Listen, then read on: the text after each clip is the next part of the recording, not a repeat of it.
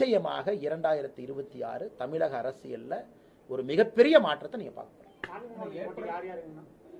4 முனை போட்டி. இன்னைக்கு பாத்தீங்கன்னா திமுக தலைமையிலான கூட்டணி 2024, அதிமுக தலைமையிலான கூட்டணி பாத்தீங்க என்டிஏ பிஜேபி இருக்கும், எல்லாரும் இருக்கும். 4வதா புதியவர் நடிகர் விஜய் அவங்க வர்றாங்க.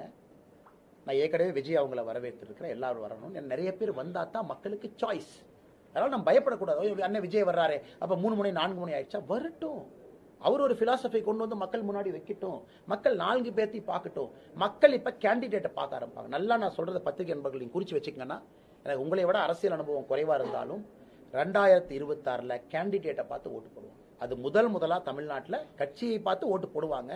கேண்டிடேட்டுக்கு ஒரு மரியாதை இருக்கும். ஏன்னா தெரியும், ஓட்டு 4ஆ பிரியும் பொழுது 40,000 ஓட்டுல அவங்க ஜெயிச்சு எம்எல்ஏ ஆயிடுவாங்க. அதனால் விஜய் அவர்கள் வருவதை இந்த ஒரே காரணத்திற்காக நான் வரவேற்கின்றேன். அவர் வரட்டும்.